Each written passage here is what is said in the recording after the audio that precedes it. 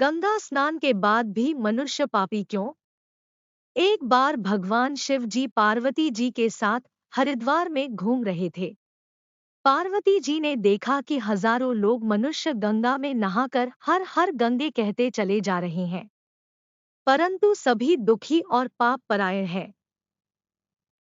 तब पार्वती जी ने बड़े आश्चर्य से शिव जी से पूछा कि हे देव, गंगा में इतनी बार स्नान करने पर भी इनके पाप और दुखों का नाश क्यों नहीं हुआ? क्या गंगा में पापों के नाश का सामर्थ्य नहीं रहा? तब शिवजी ने पार्वती जी से कहा, प्रिय, गंगा में तो वही सामर्थ्य है, परंतु इन लोगों ने पाप नाशिनी गंगा में स्नान ही नहीं किया है, तब इन्हें लाभ कैसे होगा? पार्वती जी ने आश्चर्य से कहा, स्नान कैसे नहीं किया?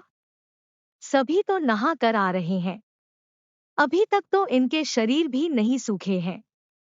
शिवजी ने कहा, ये केवल जल में डुबकी लगाकर आ रहे हैं, तुम्हें इसका रहस्य कल समझाऊंगा। दूसरे दिन बड़े जोर की बरसात होने लगी। गलियां कीचड़ से भर गई। एक चौड़े रास्ते में एक गहरा गड्ढा था, चारों ओर कीचड़ भरा हुआ था।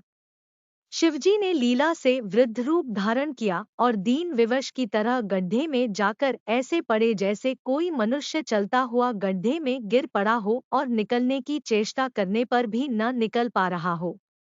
पार्वती जी को शिव जी ने यह समझाकर गड्ढे के पास बैठा दिया कि देखो, तुम लोगों को सुनो सुनो कर यूं पुकारती रहो कि मेरे वृद्ध पति अकस्मात गड्ढे में गिर पड़े हैं।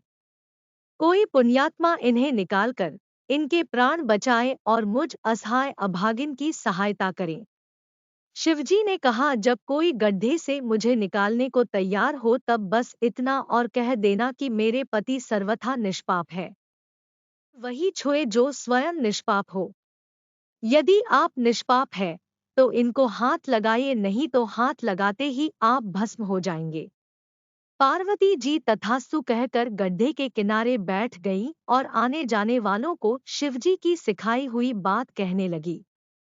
गंगा में नहाकर लोगों के दल आ रहे थे।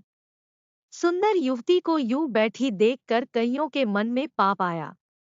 कई लोग लज्जा से डरे तो कईयों को कुछ धर्म का भय हुआ। कई कानून से डरे।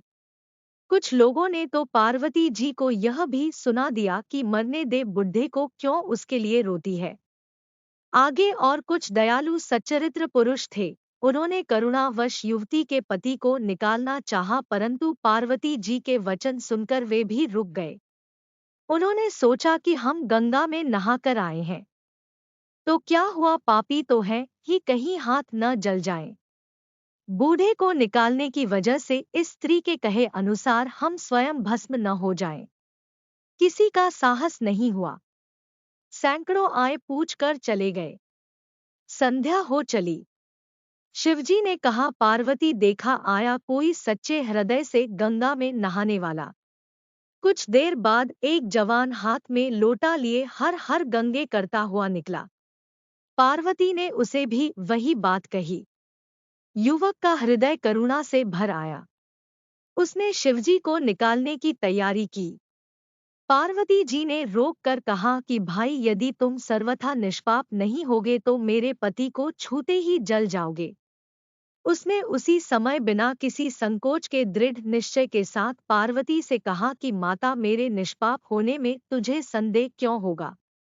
देखती नहीं, मैं अभी गंगा नहाकर आया हूँ।